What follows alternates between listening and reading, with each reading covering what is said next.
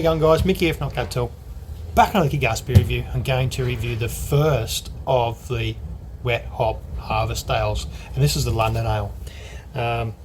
So a few things did change with the London Ale. So the complete recipe is different than what I shared on my social media platforms.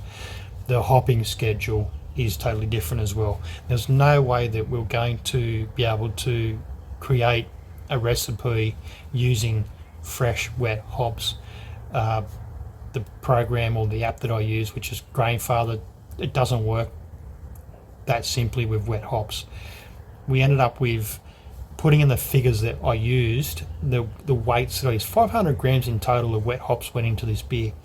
Putting those figures into the app and creating the recipe, I ended up with 170 IBUs for that beer, and for the life of me could I not work out what I had to do to make sure that we could just share this recipe, have it on a bit of paper, and give it to someone and say this is what this beer is. Share the beer with other brewers, and I could not find a way around it. So if anyone knows, uses Grainfather app, how to adjust anything that to do with wet hops or even whole cone hops, even just using the setting for whole cone or hops, we still ended up with 156 IBUs using those weights. So this is the hop swap London Ale. We swapped out Pride of Ringwood, Chinook and Hurstbrucker, also known here in Newcastle as Novocastrian Gold. It's been growing here 10 years. I think I deserve to rename that one myself. The others, yeah, that's a play on down the road. So we got back Fuggles and East Kent Goldings, and I used Pride of Ringwood at the very top of this. So I didn't want to rely on the bitterness side of things with fresh hops, because it's impossible unless you go and get a laboratory analysis to work out how many alpha acids and beta acids are in your hops, and pay that. Not for me, it's not really worth it. Commercially growing, I'd definitely go and do something like that. So Pride of Ringwood at the very top, we used the Fuggles and the East Kent Goldings at the very bottom. So within the last half an hour, most of it went into the hop stand, and a fair bit of sort of stirring to try and bring out those lupulin from those flowers as much as possible. Gives us this beer now. So the London Ale, well on point for colour for the BJCP, nice off-white head, which is what we got here, poured up into the Bass pint glass. Looks amazing, smells amazing. Someone getting that dark ripe fruits, your raisins, plum is definitely there as well.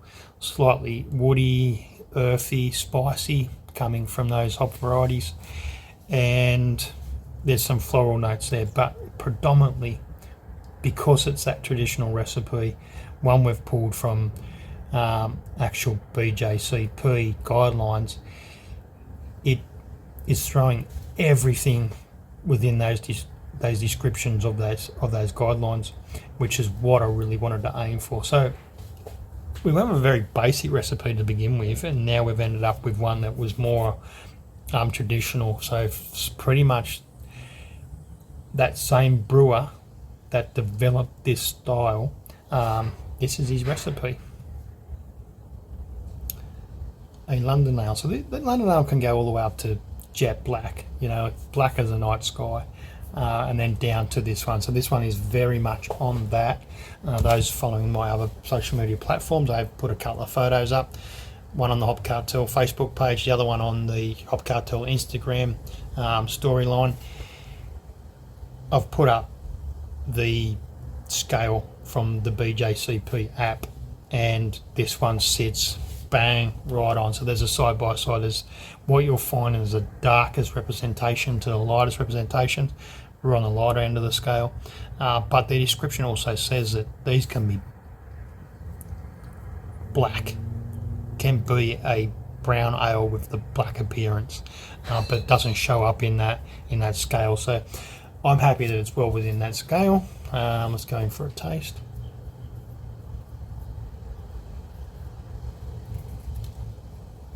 I mean, just sipping and taking in the aroma as you're sipping, straight away you're picking up that malt, which is what this style really is all about. It's not so much about the hops that go into it, they just add a little bit of extra complexity, and the flavour and aroma coupled together really, really nice. So you get that sweet malt, the ripe fruits, a little bit of spiciness, definitely floral note going on.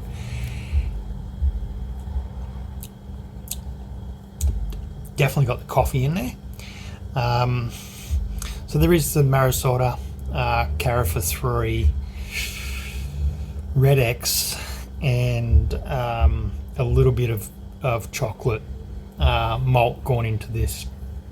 So I've kept it as close as I can, side by side scale of the traditional, the original, one of the original recipes, and the malt, the grain bill that I can get right now. And that took me a little bit more time, is to cross-reference the flavours, the aromas and so forth I was going to get out of each of these grains, and trying to couple them together with the old school grains with the new world grains, and I think I've done a really good job of that. So it was a lot of homework to get to this point, but it actually worked. So I'm really, really happy with how it's come out.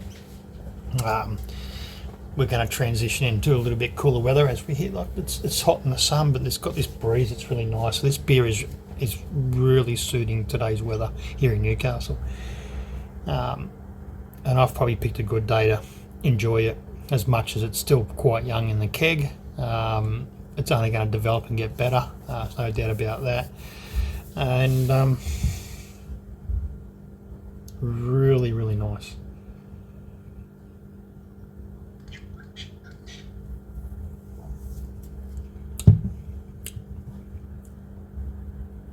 That's just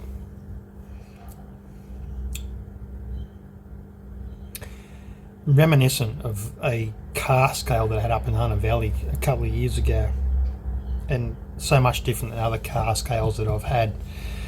You know, I've been lucky enough to try cask ales from other home brewers, and that's predominantly their style of brewing. And those beers were absolutely phenomenal. Amazing beers off hand pull pumps from a cask. And those guys particularly have an old English background. Producing beers like this can be done without those sorts of bits of equipment, but it doesn't compare. This one reminds me of a cask ale I had up in Hunter Valley a couple of years ago, or a few years ago now, and it was a beer to replicate that style of beer. Not exactly coming off cask or a hand pump, but it went through a series of pieces of equipment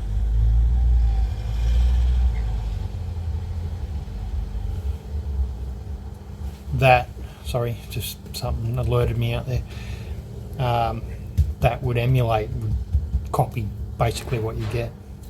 Damn, I'm really happy. I cannot wait till this gets a bit of age about it, settles down into the keg and develops. But I could just keep drinking it now, but I'm not. Anyway,